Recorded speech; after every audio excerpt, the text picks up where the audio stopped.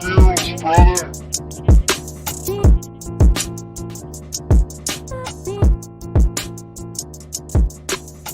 This is the Run Pod Option. I'm Marty. I'm Kyle Feinbaum. And I'm Jeff. And you can follow us on Twitter at RunPodOption or email us runpodoption@gmail.com. This is our last conference preview for the 2020 season that's upcoming, ? Please check out our back catalog. We had a lot of fun doing the other episodes. And we saved the best for last, right? The SEC, the best conference in football. SEC.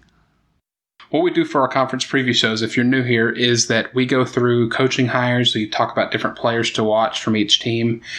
We talk about any games that we're excited for, and then making the predictions at the end on who's going to win the conference.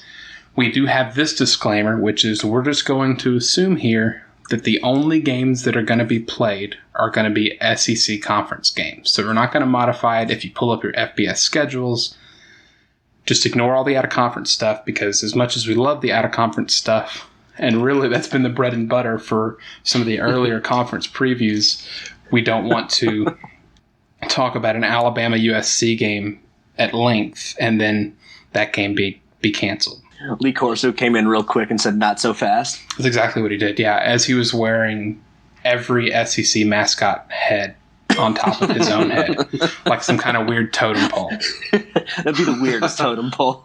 It's just an elephant. It's the Commodore head, a gamecock, but it's a live one that's like stuffed in the hat of the. I don't know. All right. Jimbo Fisher is on top of it. Yeah, Jimbo Fisher. No, the boot that Jimbo is going to get when he wins a championship is on top of it. It's just the plaque. It's his plaque that he's already gotten. It's the plaque. So let's go over new staff highlights. So just looking here at our little cheat sheet, there are only 5 teams that didn't make a change at either coordinator or head coach. We're not going to dive into every single one of these, but there are a lot of really interesting ones. So, hey, maybe we will. And or fun ones. Yeah, there's some fun ones in here for sure. So I'm going to start with something that I think is probably a lower impact one, which is going to be Vanderbilt. Vanderbilt is still rolling with Derek Mason, but Derek Mason brought in a new offensive coordinator and a new defensive coordinator. Their offensive coordinator, Todd Fitch, he's more of a spread guy. He was at Louisiana Tech. He was a guy that's followed Skip Holtz around a whole bunch, and he's been pretty successful. And Vanderbilt really needs it. They were 105th last year in SP Plus offensively, and they're only returning 35% of their offense. So that's going to be something that is probably going to be a rough ride, especially year one. And then they got Ted Roof from App State. Good God. Spent a year there. He is the former defensive coordinator at Duke, Auburn, Georgia Tech. That's the rule at App State, though. Is you can only stay there for 1 year. Yeah, it's a hot potato gig. It really does seem like that. And Ted Roof is probably going to improve things, I guess, but he's also... I don't know if y'all have any takes on Ted Roof, because the only thing I ever hear him in comparison to is, man, he really used to have it. I don't have any hot takes. I'm just saying it's an uphill battle there at Vanderbilt, so... Yeah. Well, is Mason totally hands-off on the defense, or is he still involved? Because it's not always his jam. Yeah, I mean, if I'm choosing between the two, because Derek Mason's also an incredible motivator, but I think Ted Roof is probably the schematics. Maybe Mason is the technique guy, depending on the position. I don't know. I don't know how much impact Ted Roof can really have, especially in year one, but Vanderbilt in general. They're always, number 10, 12 in the conference. I mean, they're never really a factor. You're right. 10 for them will probably be a good year this year. Yeah, like they ranked 101st last season. So if Mason was pretty hands-on, then he's not doing a great job. But I think, Max just being in the East and seeing how a lot of the top 3 or 4 of the East have gotten pretty consistent, or at least they're not an easy out. I can't imagine the best Vanderbilt defense in the last 10 years placing 70th or 65th, maybe. But then, the offense is still a mess too. So I don't know. I'm kind of interested to see how that works out, because it's also similar to the I can't even remember the hire, but there was another coach that we thought was on the hot seat, and they brought in 2 coordinators to Tom Herman, where it kind of felt like, all right, is this a hire where we want to get better, or is this also a hire to try to extend some time for Derek Mason at Vanderbilt? But the difference is that Mason's been there since 2014. But it's also like an incredibly hard place to win. Yeah. Yeah, he's been there since Franklin left, right? Because he was brought over from Stanford, if I remember correctly. Because he was Stanford's defensive coordinator, maybe? Yeah. It's been so long ago now. They did just switch athletic directors too, which in a normal year, that's kind of a kiss of death, right? Like new athletic director, new coach, but it's going to be hard to say this year, with costs and everything.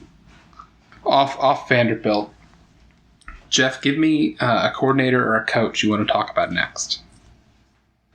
Well, I think I know you have an affinity for this family, so I'll leave him alone. Oh, but God. Oh man, you're right. I know exactly where you're going with this. One guy that kind of has an interesting gig, Jeff Lebby, coming in at Ole Miss. I believe he coached at UCF for a couple years. Is that right? So, yeah, kind of been a part of that explosive. He's got a ring then. Yeah, he does. He's a national champion. He was the offensive coordinator at UCF in 2019, and he actually got his start as a grad assistant at Oklahoma, which is how he met Josh Heupel. And they became friends. But he also got a lot of his start on the offensive coaching staff working with Baylor and Art Briles. So even though Lane Kiffin does not bring Kendall Briles with him, he brought Kendall Briles' buddy, Jeff Lebby, with him instead. It's because Arkansas out Kiffin. Yeah. I think it's a good pickup. It's kind of an interesting, I don't know how much schematically they'll change. I mean, Rich Rod was there last year. They've pretty much been a spread team, for a while now. So, like, schematically, they'll be pretty similar. But I think, how would you guys characterize UCF's offense? They're pretty balanced, right? Like, they were explosive in both the running and passing game. So, they were dynamic. It could be a good hire. Yeah, I think they were dynamic. They benefited from having probably the best talent within their conference. And their only real struggle offensively throughout the entire year was that Cincinnati game. But that's going up against one of the best defensive minds. So you can maybe forgive that, except that you're coming into the SEC, who is supposed to have some of the best defensive minds. So it'll be interesting, really, when we get to the players in general, because the Ole Miss quarterback situation is one that is going to really determine the kind of move that Lebby makes, because it is spread, but you go from a Rich Rod spread to anybody else's spread, and it's going to be pretty different in terms of what they're going to be calling. It might look the same pre-snap, but yeah, I'm interested to see how he does that too. And on the other side, we spoke about it in our coaches episode this spring, but bringing in DJ Durkin, never ideal. And for anyone who is unfamiliar, his recent splash was that he was the Maryland head coach, and he was in charge when Jordan McNair died, I believe, in practice from maybe like a heat situation. I can't remember exactly the situation, but after he unfortunately passed, the investigation that followed after, the amount of toxic culture stuff that was just bleeding all the way through that whole DJ Durkin staff and system was tough. Was a tough read, man. That was. Yeah. I can't remember the reporter that reported on it. It might have been Nicole Auerbach, but it might just be me forgetting. Yeah. But it was a rough read what those kids were getting subjected to. And then Kiffin said, "You know what I need? Yeah. I need to bring this guy in. Yeah, he just be perfect in Mississippi. Yeah, a guy that likes to play head games. Cool. Sounds like a good defense coordinator. Not realizing what head games it was. It was not realizing it was like videos of maggots in the eating hall, and stuff like that. To it was the ring when Bray Wyatt was fighting Randy Orton. Yeah, it was. I mean, it was like the scene that they painted of the culture of DJ Durkin and the kind of stuff they would play, like the slasher movies and stuff, was like during the mess hall. It was almost like they were just playing old late 90s Korn music videos, or like just or like the fringe metal music videos. I bet you DJ Durkin has absolutely like a 5-finger death punch tattoo. Or is just a huge fan of Static X. No, he's a huge fan of Disturbed. Oh God, Disturbed and Godsmack. I bet Godsmack was his jam too. Jesus. But you know what's wild about that? The two coaches he spent the most time under were Urban Meyer and Jim Harbaugh. So it's like, where did this, because that is not innate. That comes from somewhere. So. Okay, so those guys probably, even though so they're Harbaugh's squared Disturbed. No, they're squared away with their Dockers, but they're just listening to Megadeth. Well, yeah, that'd be pretty cool. I think Jeff, it could be from, there's a chance that he did inherit that from the Meyer or the Durkin camp, or I'm sorry, the Meyer or the Harbaugh camp.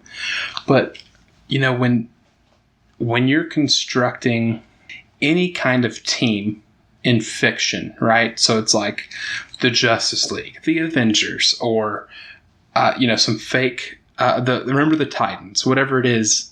When you're assembling a team, there's always the bad boy. Oh, the Mighty Ducks. You have the Bash Brothers. Like there's the bad boy, and maybe DJ Durkin was just the bad boy hire on the staff that kind of kept everybody on their toes, and so. And then unfortunately someone was brave enough to give him a head coaching gig. And when you have that running the entire... Wasn't Todd Smith underneath Urban Meyer? Was it Todd Smith? Who are you talking about? I don't either. I don't know. Zach Smith? Zach Smith. Ooh. Oh, yeah. Yeah. He was Florida and Ohio State. Well, yeah. DJ Durkin took the Maryland job, so he couldn't bring him in. So the substitute was the guy that I think it was some 4-letter, like, average white dude name. Gross. So let's go ahead and talk about the other gross hire, I guess. So not gross, Sam Pittman, new head coach at Arkansas.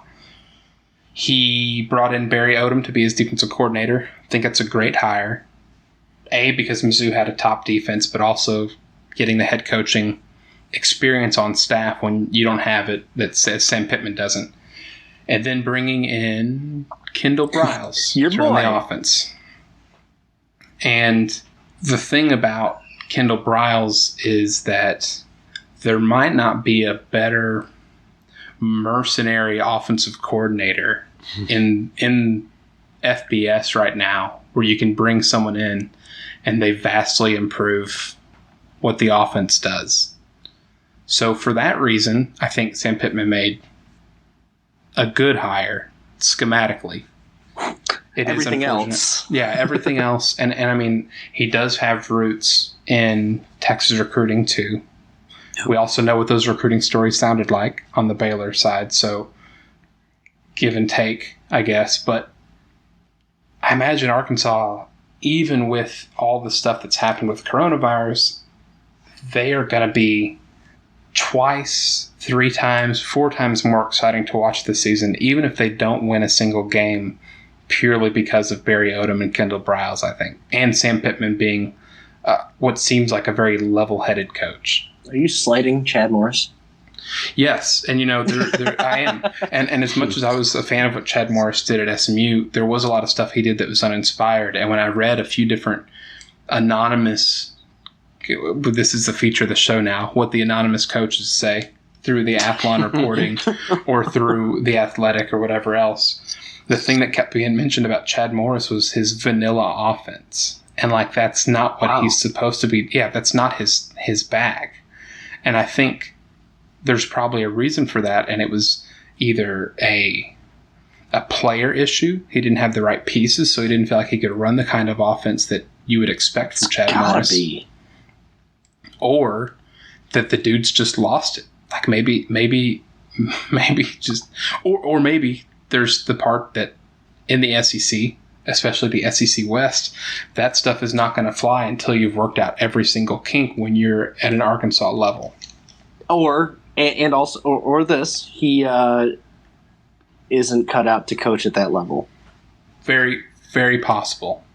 And while we're there, let's talk about Chad Morris being the new Auburn offensive coordinator.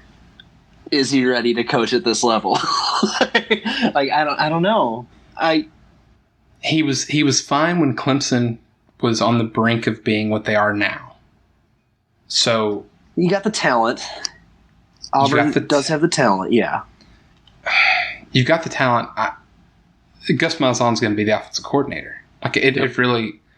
I feel like you could Chad Morris is just there. Yeah, we could probably do this. We could probably do this every single season on July 27th and mention whoever the offensive coordinator is for Auburn and do an over-under 6 games on when they are going to lose their play calling responsibilities.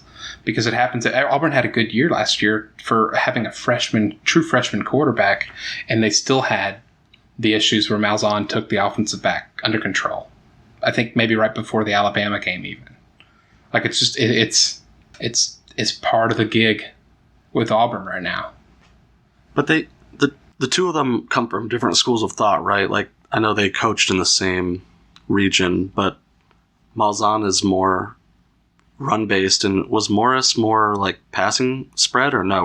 Were they similar?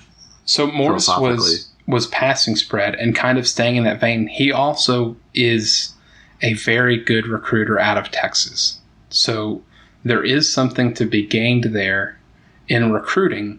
He's supposed to also be a quarterback specialist. He's supposed to be pretty great at that. That sort of remains to be seen, I think. And part of that is I don't think he had, definitely at Arkansas, I don't think he had a quarterback that he fully trusted ever at all. And it showed. Even when he brought what's-his-face from SMU, like he got time and then he got benched. And then you run Jerry Jones's grandkid out there, and then I think he probably has the ability to coach up a quarterback. And if they plan on keeping him for a long time and they want to maximize Bo Nix, it's probably a good bet to have him there. But let's not call him an offensive coordinator. He's going to be a quarterback's coach, I think, first and foremost. Mm-hmm. Getting OC pay. Yeah, drawing that OC money. Well, he's probably still getting his Arkansas payoff, so. Well, I'm curious about that, though, because there's always read, like with Sumlin, for instance, when he took the job, that he was incentivized not to take it because then his buyout would become cheaper. I don't know. Yeah. No contract is the same necessarily, but I'm sure, like, if Morris had, and I don't know the numbers at all, if he had $20 million as a buyout, he's probably still getting $7 million for getting a coaching job the next year still. Which, listen, $7 million is, like, I'll take it. It's all right. Yeah, I'm not going to complain about that. I will gladly concede play calling to Gus Malzahn in week 3 if you can give me just a fraction of I'll buy Chad Morris's salary for that. There are 2 other head coaching hires that we're going to hit too. Let's get Elijah Drinkwitz out because that's, I think, I say it's the least fun, but did you guys hear what he was saying about like the banter that he had during the SEC media days? No. They were asking him how he thought about playing games in front of an empty stadium. And he said, brother, I've coached in the Sun Belt. That's wonderful. For the best team in the Sun Belt. Yeah. So on that, I don't have a hot take on Elijah Drinkwitz. He made a fantastic decision in retaining their defensive coordinator, Ryan Walters, because they had the 17th best defense, SP+. They were really good last year. And Eli is supposed to be the offensive mastermind. He has Curtis Looper with him. Mizzou still got some growing to do, I think, and it doesn't help that they're in a pretty strong East division this year. Nothing more East than Missouri. And the part, I guess, that I doubt about Drinkwitz the most is because of our own Jeffrey, who visits and sees a lot of App State games. I don't know, it wouldn't be an endorsement, but you mentioning that basically they were running the same offense as the year he wasn't there before they got him from NC State. And it being more of a system situation, so I really don't know what to expect at Mizzou. To me, it's something you have to give him time because it's also not like an easy situation in Missouri. On to Mississippi State. The Pirate. The Pirate, Mike Leach, takes his talents to the SEC. Whew. His last hurrah. You think this is the last coaching gig for him? I think it's the last big one. Man, I almost wish he, whenever he is done, just do the Hal Mummy routine. Just be like offensive coordinator, like across the country, everywhere. Get an XFL team. So Zach Arnett, the fourth iteration of the XFL when it comes out. Yeah, in 2029, and there'll be another pandemic that cancels their season and it's doom again. Jeez. So Zach Arnett, former Syracuse defensive coordinator, for like a day. for 36 hours before Very he got poached by Mike Leach. I think it's a brilliant hire. It's someone that he played against, so I think he has a lot of respect for. It still feels weird to hire the guy that can stop you and not the guy that can stop the rest of the SEC, but the SEC is also adapted a lot more than it was, 10 years ago, even 8 years ago. It was not nearly as exciting offensively across the landscape. So I think it's a pretty good hire. We're talking about this coming season, ? And moving past that, let's go ahead and say he's going to have a 7 or 8 year stint at Mississippi State. Wow. I want you guys to pick the maximum amount of wins in a season across, so a chance to get a full recruiting class and then some. What do you think the max wins in a season are for Mississippi State? I think he jumps up at one point and gets 10. I'm going to say 8. I guess I'll go in the middle and say 9. I want to say 10 because I do think it could be possible. It still is. At Texas Tech? Yeah, but Texas Tech didn't have LSU, Alabama, and Auburn. And the only reason I don't think it might be 10 is only because of that. Now, we saw how low Alabama can get without Nick Saban, right? Before he came in, how poor they were.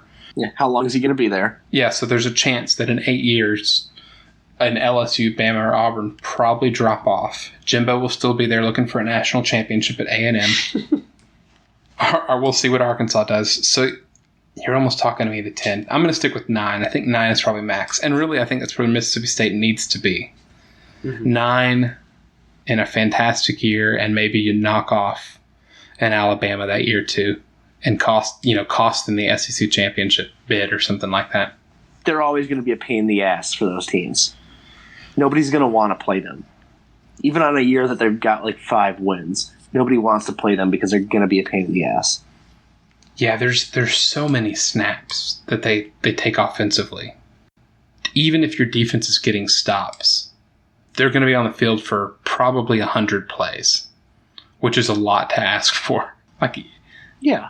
And especially if it's 70, 80% passes, that's a lot of yards, empty yards that those safeties and cornerbacks and linebackers are going to have to be running too. So yeah, I do like them to be similar to the way his run at Texas Tech was, where they could be the snake in the grass to upset and ruin a season, but it's hard to imagine them winning the SEC. I just think that they're going to have 1 year where like the stars align and he rolls off 10 wins. And,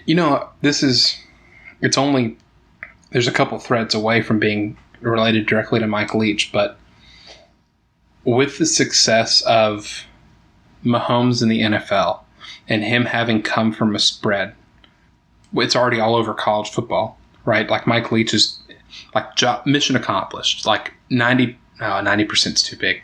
At least 75% use your offense in some variation across college football, right? Like it's everywhere. The spread is everywhere. The way he lines up his splits at offensive line, they're all across the place.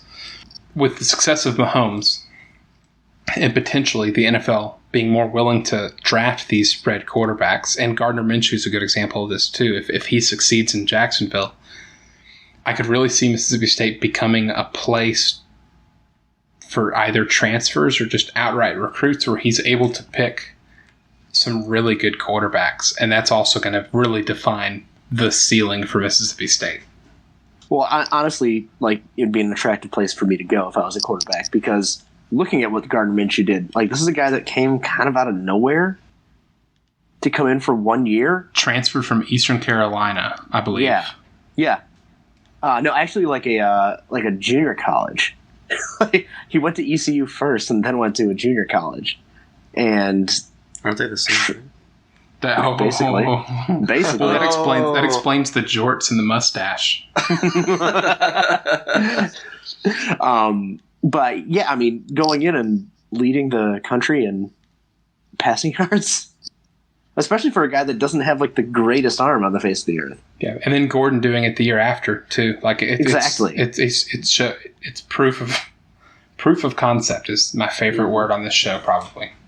Those are 3 words. Phrase. Moving on.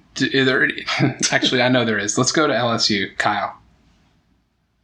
Bo Pelini. Why is he still even coaching? I don't know. Where did they dig him up from? Youngstown State. I don't know if he left or got fired, but he was most recently, I believe, the head coach at Youngstown State. Wow. Yeah, he got them into the FCS playoffs. So he did. I mean, he was not doing a poor job at Nebraska, right? Like that was a Nebraska Florida State before Florida State did in terms of expectations and getting rid of something that was probably a good thing. So Bo Pelini comes in as defensive coordinator. They bring in Scott Linehan as the offensive coordinator / I guess passing game coordinator, because Ensminger's still there. I believe their staff is the oldest in all of FBS. I just can't think of anything that's more LSU than having a conversation between 2 guys named Ed and Bo. Ed, Bo, Steve, and Scott. Very, Ed and Bo truly are. Man. Hanging out in the bayou. And we know what Bo Pelini does not sound like Coach O, but no, nobody sounds like Coach O. No, okay. I mean that's Cookie Monster, but like it's Cajun Cookie Monster. I truly wonder, like, can you think of a weirder scenario than Bo Pelini stepping back into LSU after his last stint with Les Miles? Or was he was also there for Nick Saban too, wasn't he? Maybe. Oh, maybe. I can't remember. Yeah, anyway, I think so for a year. So either Nick Saban or Les Miles, and then coming back, and it's just like, oh man, they let the inmates run the asylum, and the crazy part though is better than Les Miles certainly. Nick Saban, I'm not going to speak on it because he's obviously probably one of the best coaches of all time, but the recruiting that Edo does, it's going to only allow Scott Linehan and Bo Pelini's jobs to be about as easy as it gets, I'd imagine. You get to shape 4 and 5 stars. Yeah. Well, they're going to keep the same. I'm guessing they'll keep the same offensive system intact, but they are going to move to a 4-3 under Pelini. So that'll be kind of an interesting thing to watch because they were pretty much just like a 3-4 the last couple of years, right? Under Aranda. Yeah. Well, there was a lot of they had a lot of multiplicity. I think they had a lot of nickel stuff too that they did because they always had they had a wealth of safeties to work with. So I think they tried to use every opportunity to get them on with Aranda. It's funny you should mention that 4-3 too, because that's actually going to segue us into players to watch. I'm going to start with LSU. So Bo Pelini's back. I mentioned that. LSU's changing from a 3-4 to a 4-3. So what I'm going to look for is the nose tackle Tyler Shelvin being potentially a Glenn Dorsey-esque defensive tackle for Bo Pelini. And I remember, but it's easy to forget with how many years has passed between now and then, but LSU's defensive line was what Clemson's defensive line is today in terms of just every year they had an absolute dude or 3 lined up across there. So I'm kind of interested to see how LSU adapts and if they can still, if Bo can keep churning out that high quality defensive line play. Who do y'all got for LSU? Can I cover who's not there? No Joe Burrow? I mean, just you lose Burrow, Edwards-Helaire, I think 3 offensive linemen or 4 starters. They kind of split it, but that's a lot, and losing Brady, I think that's just a lot to overcome, even for how talented they'll be, and they'll be really stacked on offense. They bring the Blitkoff winner back, yeah. So, and he's backed up by 5 stars, but that is a ton of production too. Yeah, it's three offensive players projected to be returning, and 3 defensive players projected to be returning. That's a lot of turnover, but it's also retooling at that point. Yeah. It's fine. So 16 out of 22 gone. There's no way it doesn't affect them, but to my earlier point of the kind of talent that they're getting, it feels like there's just going to be 16 more players that are going to be that close to being a household name at the end. Like, I think they still have a fantastic year this year. It just won't be as good as last year. No, they're not going to run through the entire landscape. Like last year's LSU run is probably a top 20 run of all time in college football, at least in the modern era. I might say top 5. Yeah, I was being really conservative because I didn't want to catch any ats on Twitter. But you got a quarterback that had the greatest year ever as a quarterback. Blowing SEC teams out. Like the strength between the strength of schedule, the level of talent that went to the NFL, and the awards just across the map, with the Heisman being the highest, and the championship itself. But yeah, you go from having a top 5 team all time. It's going to be tough to replicate. Period. Like, their fans are going to feel let down if they're just a top 15 team this year. I hope not. Because they might still be running out that high from last year. Because I'm keeping Edo until he decides to step down. If I'm LSU. Oh yeah. He's not. There's no one that embodies that place more, and he's just an absolute incredible recruiter. Like, the way he speaks about the kids that he recruits, even the kids that he doesn't sign, and wishing them well, and he's a complete professional. Also, his coronavirus PSAs have been wonderful. Yeah, an absolute treat. All right, Kyle, pick a different team. I'm going to go to Georgia because I want to talk Jamie Newman. Oh, he's got a big arm. Is he going to be the starter? I mean, you don't bring him in to not give him the starting job. I know that they recruit all of the 5-star quarterbacks there, and they inevitably transfer. But he's got to be your starter. But do they let him just bomb the ball? I mean, that's the thing. Like, Georgia is so ingrained in, like, we're going to turn around and hand the ball off.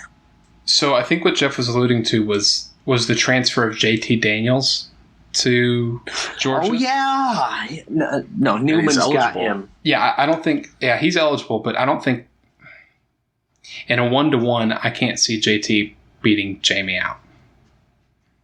If nothing else, to this point, I think Jamie's had that playbook longer. With everything else that's been knocked out from the coronavirus, I think that is going to give him the edge.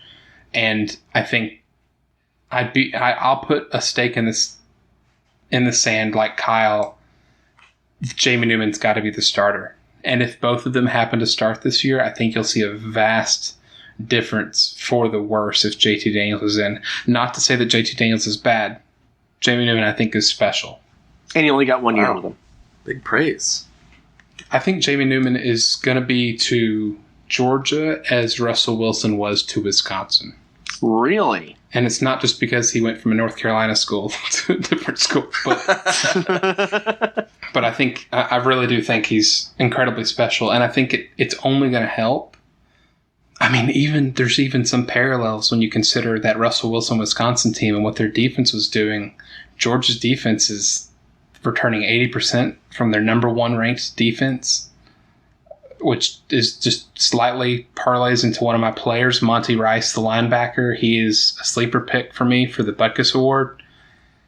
Like, he's going to have every chance in the world to to get his offense going because they're going to stop just about everybody, even in conference, especially in the East. I think Jamie Newman is. Yeah, I think Jamie Newman is super special. I hope he's the starter over JT, as much as I like JT. But how upset would he be if he went there and then ended up being supplanted by JT Daniels? That'd be rough. The only benefit for him is if that happens, he does have the body of work from 2019, and I think he gets an NFL workout or NFL tryout. I don't think the same goes for JT because he had a 2018 that wasn't spectacular and getting hurt in 2019. And if he didn't earn the starting job in 2020, I don't see him having that benefit of the doubt maybe from the NFL side. So if there's someone that can afford to get benched, it's probably Newman in terms of opportunities at the next level. I saw an analytics point, and honest to God, I can't even remember what the point was, except that it was something like quarterback efficiency, something along those lines. And it compared JT Daniels 2018, which is a little unfair, different offense than what the USC ran in 2019. There's no doubt he would have had better numbers. But JT Daniels in 2018 versus Jamie Newman in 2019, and Newman was something like 34th in the country. And in 2018, JT Daniels was something like 112th in the country. Like, it was a staggering difference. It might have been a Pro Football Focus tweet. So I think Jamie's just a better quarterback. And I know that the Wake Forest offense, I'm not going to get going into the read option again, but like they probably took advantage of Jamie Newman better than that 2018 USC team did for JT. Mm. It's a good point, though. Newman is it hurts that JT even transferred there. I wish he transferred somewhere else. Jeff? We'll keep it in the division. Kentucky has had a good couple years, and they are losing Bowden, their kind of interesting quarterback, dual threat quarterback. They're going to have Terry Wilson coming back. Quarterback? Yeah, leading quarterback and leading receiver, but and leading rusher. Yeah, the triple threat. But Terry Wilson will be back. They also have Joey Gatewood, who's I believe an Auburn transfer. Mm-hmm. So a lot of people are expecting a lot out of Kentucky. They're bringing back a ton of production on both sides of the ball. So it's just gonna be really interesting. Like I said, Wilson had a good record, I think, as a starter, but really kind of underperformed. So, can they replicate what they had last year with Bowden? I don't know, but it'll be interesting to watch. This was a position that I had a focus on as well. One was kind of a shout out at how good Kentucky did at adapting with Bowden. Mm-hmm. The Terry Wilson and the Sawyer Smith returning are kind of different sides of the coin, where no one is Lynn Bowden athletically there, but Terry Wilson's more capable of doing that if they decided to keep that style, and Sawyer Smith is more of a passer type. So I had it with a big asterisk about Joey Gatewood, who, if anyone doesn't know, he was the number one ranked athlete in the 2018 class before he signed with Auburn. And then he transferred when they let Bo Nix start instead. 6'5", 235, former track star. I don't have many highlights to go on other than high school, but he feels like he feels like a quarterback that could make Kentucky a top 2 team, even as early as this year. God, when you get to 6'5", 230? Yeah, and he's a track athlete. Like he's not slow. You're getting into Cam Newton area right there. He looks okay. His so size. he looks like him when he runs too, just off his high school tape. And I've seen what that does in college. And so, with the asterisk of him getting the waiver about 2 hours ago, Auburn signed the waiver, so he's actually cleared to play this year. So Gatewood is eligible for Kentucky this season? ? Yeah, that quarterback. That could be big. It's almost like it's a quarterback, the quarterback position to watch, but also just how both their coordinators, Eddie Grand, Darren Henshaw, adapt to whoever that quarterback ends up being, because you have 3 quarterbacks that are all like Terry Wilson and Gatewood are probably more comps than the Sawyer Smiths, but if it ends up being Smith the offense needs to change completely. He cannot run what Bowden ran, or even something that kind of resembles it. It'll be really interesting to see how their offense grows, because their defense, I think, is one of the along with like your Georgias and Alabamas, I think now is probably one of the sure things when it comes to defenses in the SEC. I'll keep it going. We're going to stay in the East. We're going to knock out the top 3 in the East here. All right, so Florida Gators. Some quick stats. In 2018, Florida Gators averaged 213.5 passing yards per game and 213.2 rushing yards per game. This past year with Kyle Trask, they went to 300 passing yards per game and 129 rushing yards per game. Insert former 5-star running back Lorenzo Lingard from Miami. He's going to play. He's going to take over where Michael Pirine left off. And Damian Pierce is still going to be there as well as a backup if they can play more balanced. Because Kyle Trask is a talented quarterback, but there was nothing that he had on rushing. It felt like almost the entire season. And there's probably 2 games last year that they win if they had... Ooh, that would have made them undefeated. Let me say 1 game. There's at least 1 game. I believe it was the Auburn game they played really... No, it might have been even the LSU game that they played really, really close. But with a running game, it might have been the difference to push them over the edge. It probably, no spoilers, might have them as my favorite in the East, because it makes them a potentially very balanced offense. They did lose their starting right guard to transfer, Chris Blake. They didn't even have a good offensive coordinator they didn't have that great of an offensive line last year, like to begin with. And they were already... It's a little patchwork, yeah. Yeah, they were already 11th in offense as SP+. So, and you know what? Maybe their offensive line has no bearing on their on how well their offense runs. You know, maybe, but I guess you also made a good point. Like, when I look at their success rates, passing, they were 14th in the country. Rushing, they were 96th. That's probably a little bit of a result of that offensive line, like almost certainly. So to your point, yeah, I mean, that could very well be a heavy loss come down the stretch of the season. I mean, it's a guy that had experience, and was gaining, chemistry with those guys. So losing somebody like that, you have to replace him in the lineup and start over. So that can always affect everything. God, they lost both their guards. Now that I look at it, I think they lost both their guards. Okay, Kyle, give me a player. I'm going to go out to Mississippi State, and I'm going to say Kylan Hill. Yep. 1350 in yards last year, 10 touchdowns. His role's going to change with Mike Leach in there, but it might make him more explosive. You never know. If he can get outside and catch the ball in the flats, he could be a very dangerous piece for a Mike Leach offense. Could be utilized really well with motion too, and freeing up the pass game. He was the leading rusher in the SEC. So yeah. I think he opens it up. If nothing else, he opens it up for everybody else. Osiris Mitchell, one of their receivers, was a good player I wanted to point out. And their JUCO transfer, Malik Heath. I think both of them are going to be... they're going to have Mike Leach wide receiver numbers. Both probably 800, 900, maybe 1,000 yards each. Going back to Hill for a second, has Mike Leach ever had a 1,000-yard rusher? Am I silly for asking that? I don't think you're silly for asking. You're definitely not silly for asking that. That's not a silly question. I have told the anecdote about my friend who was a running back for Texas Tech and the issues that he had there. Let me just do... God, I don't know if I can search. Ooh. I'm going to pull up the last... Let's do 4, 5, 6. Maybe have... Now, are we talking rusher or are we talking all-purpose yards? That's a good point. I'm just saying rusher. I don't know if he's ever had a 1,000-yard rusher. I'm sure he's had some guys close.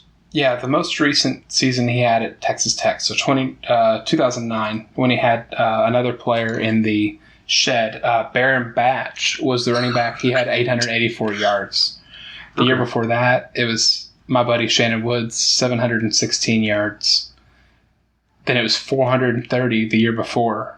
Ooh, my buddy Shannon had 926. Man, it was so close. I almost thought. So, not rushing, Max Borghi last year had 817 rushing, 597 receiving.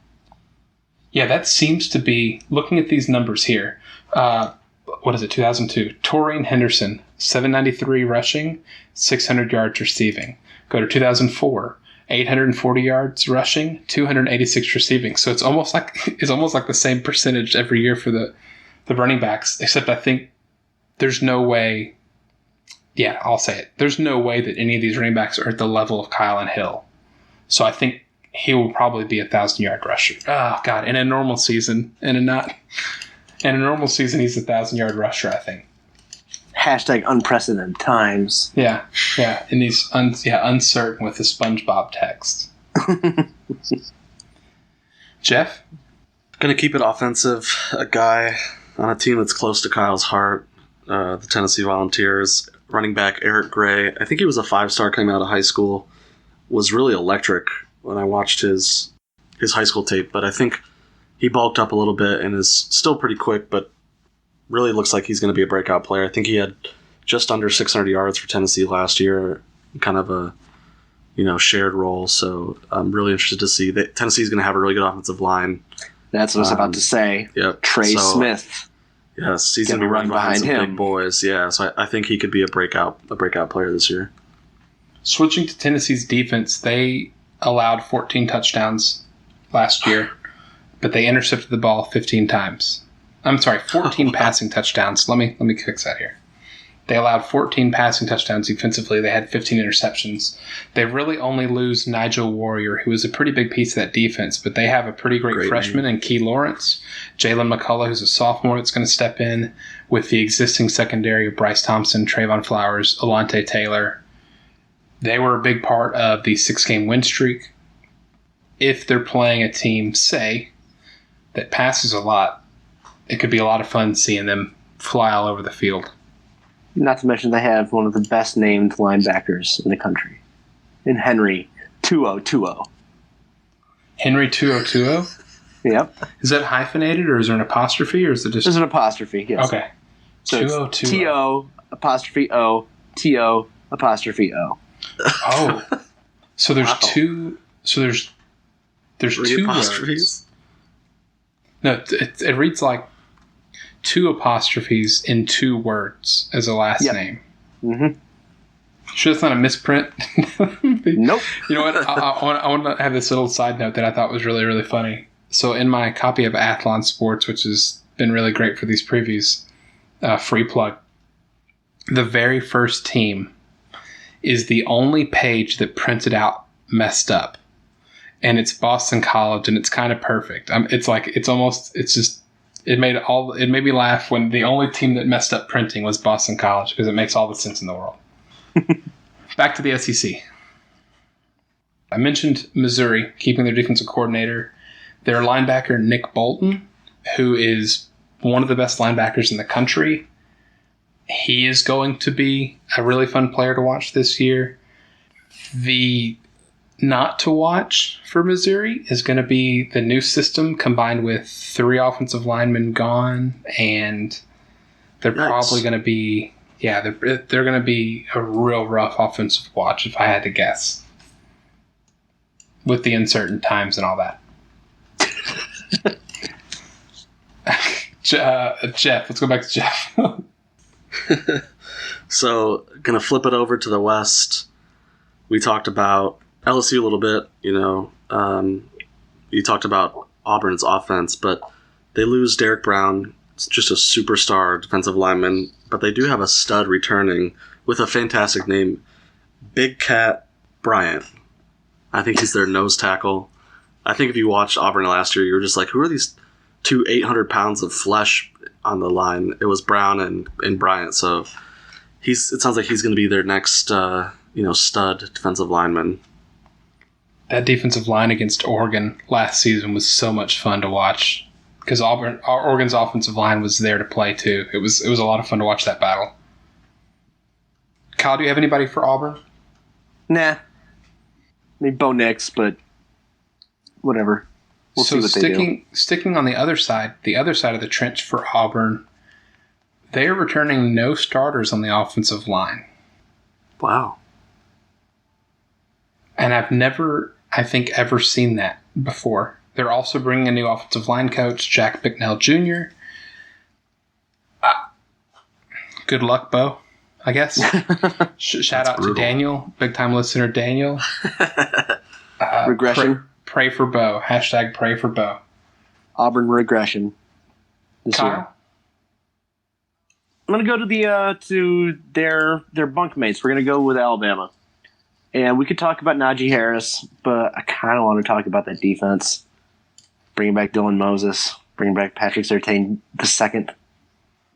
They're going to be serious this year. Again, it's Alabama. They retool all the time. That's all they do. But this is probably going to be a pretty good defense. I don't expect Alabama to miss a beat at all with Tua gone either. Mm-mm. And the defense is going to be better than last year, I think. And they weren't even awful. What were they last year? They had They were third defensively SP plus. So maybe we'll finish fourth and take a step back. I just love Patrick Surtain II. I like the fact that he's in there. I like that there's that he's a son of an old NFL player. Yeah. And that he's coming up right now. That's fun to me. But I mean, dude's been nonstop since he started in 2018. Jeff, do you have anything on like Bryce Young at all? I've read something recently that people are expecting. I hate these kind of like platitudes where they're like, you don't even have to worry about Tua. You have Bryce Young. But it sounds like there's really high expectations for him. I think he's from, is it Mater Dei? Is that the high school out in California? Like California. The super prep, basically like mini college. I think he's from there. So yeah, it reads Santa Ana, California, but that doesn't mean anything in terms of. Let's do a quick. Yeah, it's probably a prep school, and they're from everywhere. Yeah, originally attended Cathedral High School, transferred to Mater Dei High School. Oh, so he did. Okay. And he was the USA Today High School Offensive Player of the Year. So no high expectations. Nothing. He's not big though. I mean, I think he's uber talented, but his profile shows he's 5'11", 185, so a little bit smaller than Tua. And Tua got beat up at his size.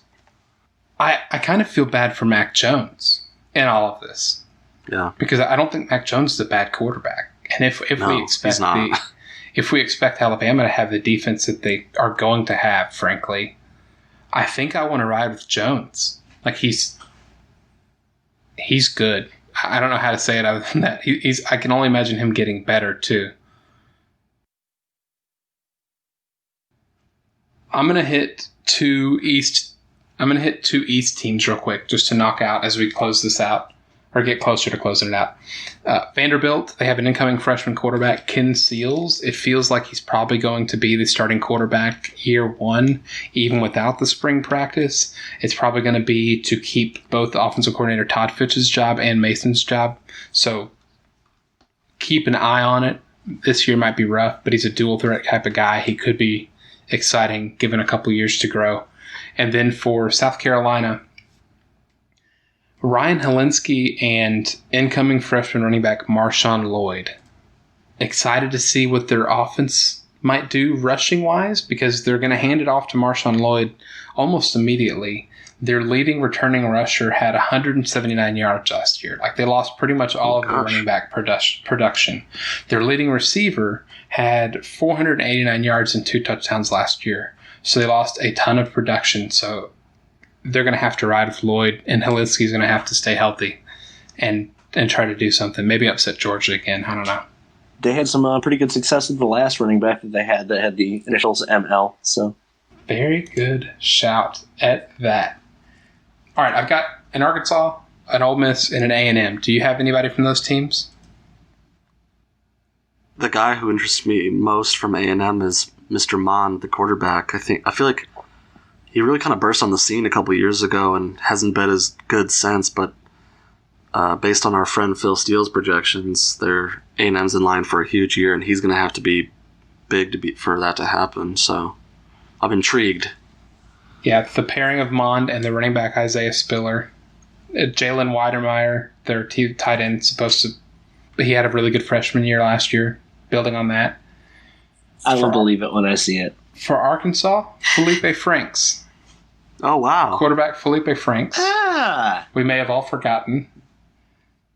So with him and running back Rakeem Boyd, Kendall Briles isn't going to have a totally empty cupboard. I don't know. Good luck, Feleipe. That's all I got, really. It's going to be a tough. It's going to be a tough year one. Still might die.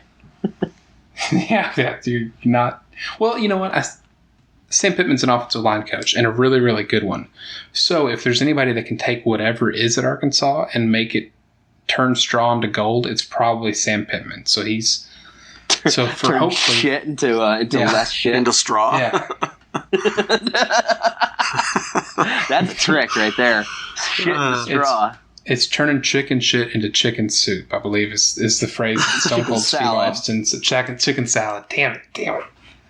I mean, chicken soup is good for your soul, but which Feleipe Franks might have knocked out of him, depending on how the offensive line plays. Finally, Ole Miss.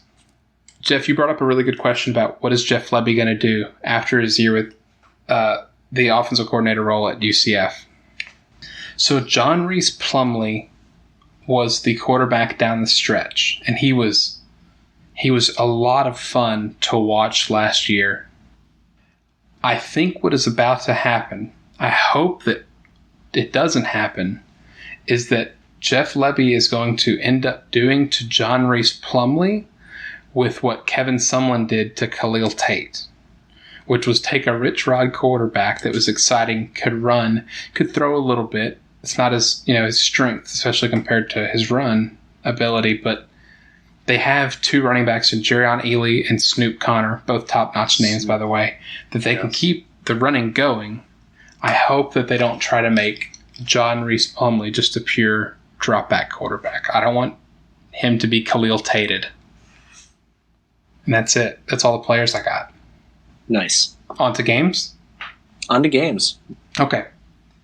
We can knock these out pretty quick because we're getting a little long in the tooth on the recording. My only one, probably for every year, the payback on the Iron Bowl, Alabama against Auburn. If you forget that Auburn has 5 new starting offensive linemen, you'll probably be reminded of that this game.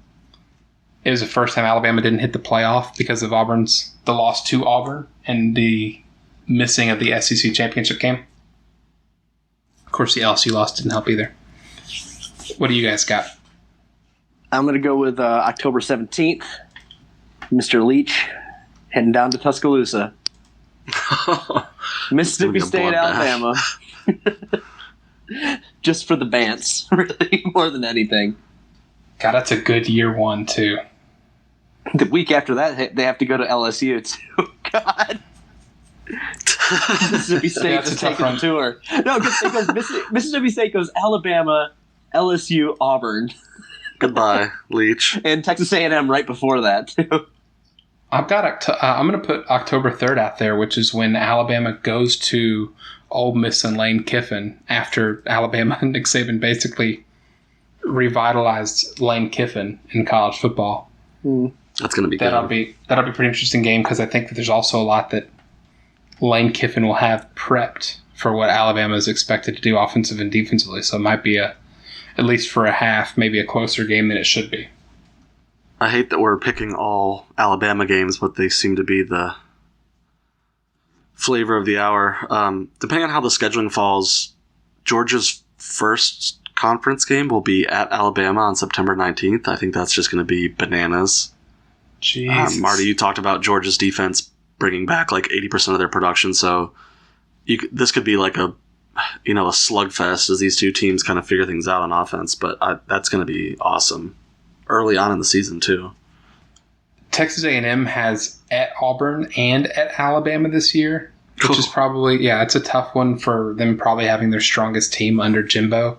So it'll be time to really show what you got, I guess.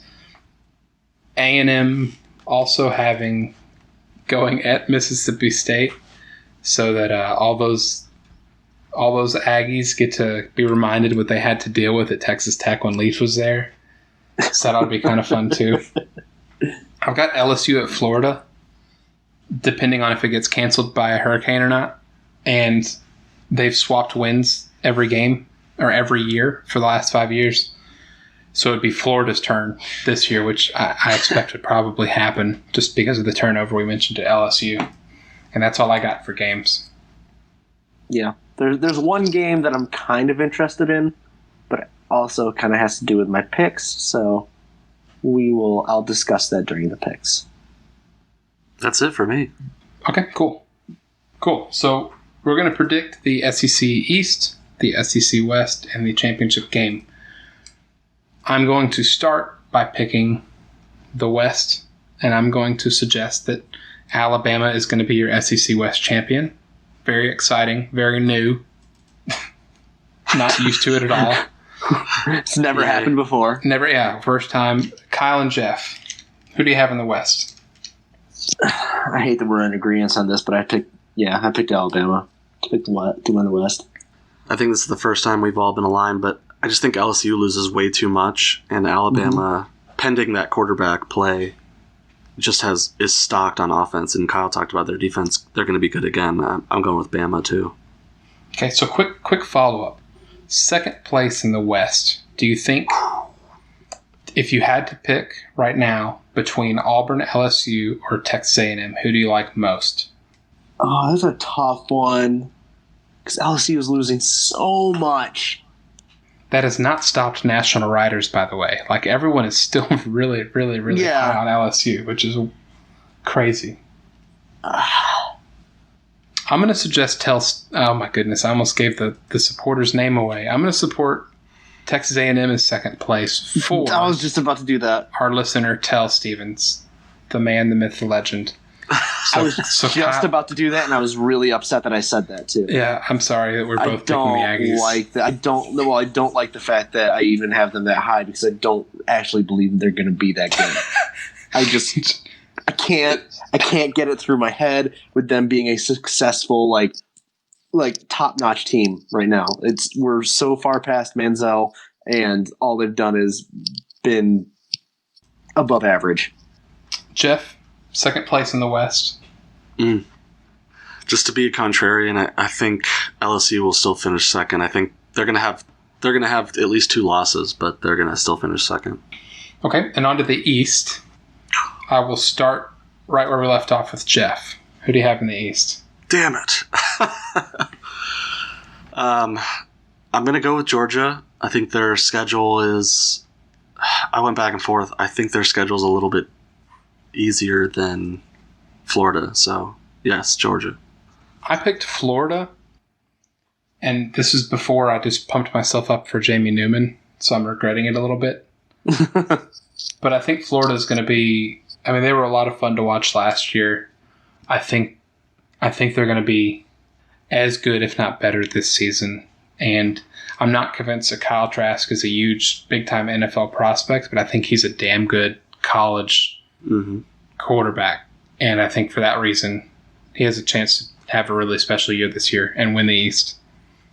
Kyle. So, obviously, I think that Florida and Georgia are the class of the East. But I think it's going to come down to a game late in the season. Yes. Tennessee at Georgia. Yes. I'm going to bite down hard and punch myself in the face and say Tennessee is going to win the East. Oh my goodness! Oh yes! I just got literal chills. Can we? Listen, I don't want to do just stunts for stunts, but if the season happens, Kyle, so it's already in your favor here, and if Tennessee wins the East, can we get a video of me singing Rocky Top? Of you punching yourself in the face. To Rocky Top? To Rocky Top. To the rhythm of Rocky Top. Sure. Why not? Oh, there it is. It's on record. It's on record. Yep, yeah, I'll punch myself in the face. If Tennessee wins the East, Knoxville is going to burn. Like, we will be able to see the fires from Charlotte. I'll drive and do it with them. It's going to be like the Sahara dust that came over Charlotte a couple weeks ago, but instead it's the Knoxville smoke. It's the couch smoke from Knoxville that gets burned up and just. I'll go burn down my old deck, my old back deck up there. It won't take much because it was already leaning. So, okie doke. So we all have Alabama in the West. I have Florida in the East. Jeff has Georgia. Kyle has Tennessee. Who do we have winning the championship? I will start with Kyle because I'm the most nervous about that answer. I'm going to double down. Oh, no. Oh, God. He's doing it. Fuck you, Alabama. Tennessee wins. Oh, this might... No hyperbole here. It might be the most shocked I've ever been on this show, like of all time. I'm completely rooting with my heart right now. Oh, man. That never backfires. It's never done anything wrong to me. I didn't just go through heartbreak on Sunday with Watford. This has never happened. I've got the... Oh, God, yeah. This is everything. Come on, volunteers for the Watford. Win one for Watford, Vols. I've got the boring pick of Alabama winning it. Jeff, do you have Georgia or Alabama winning the SEC? I'm feeling the momentum from Kyle. I'm going to take Georgia. The disciple finally defeats the master, and Kirby Smart and Georgia take the SEC crown. See, whenever you stay up really late, and especially when we were younger, and watch a Pac-12 game. Watch a Pac-12 game. It's 3 a.m., 4 a.m., and you're kind of hysterical because you're so tired. I feel like because we've done all these conference previews, that's where Kyle is at right now. So I'm not even sure Kyle's going to remember recording this. I feel like it might just be like a bad trip he's having from all the conferences we've previewed. And it's finally amounted to this. I'm finally broken. To him going all in and pushing all his chips in that Tennessee orange and pushing it forward. It's a perfect Guarantano way. Forever. Yeah, this is like it's the perfect way for us to not only end our conference previews, but we're going into a short break. We're going to wait a couple weeks before we record to see how the season's going to pan out. If any news breaks, we'll probably try to come up with an episode pretty shortly thereafter. So, I clearly need to go into some sort of mental asylum for the next 2 weeks. So. We're gonna institutionalize Kyle for a couple weeks. Let him get his frustrations out on a padded wall. So before we wrap up and say goodbye to the SEC preview. You know what? Actually, no. This is our goodbye to the SEC preview. Bye bye. Feinbaum out. Feinbaum out. I'm Kyle Feinbaum. Oh my God! Already said so. SEC. But for you two guys, this is on the spot how here. is this? We just said bye, and now we're doing this? Okay, whatever. No, yeah. We're saying bye to the SEC part of the preview. Okay, so SEC preview, done. I just wanted to ask you guys, which conference out of all the conference previews we've done up to this point, which is all of them, was the one you kind of had the most fun looking up and preparing for? The AAC, because I feel it's going to be the most competitive. That was a lot of fun looking them up. Yeah, and those early shows, the G5 in general, we were still expecting, maybe not expecting, but hoping for a full season, so we previewed them as such. Yeah. AAC and the Mountain West show, probably my total favorite show to prep for.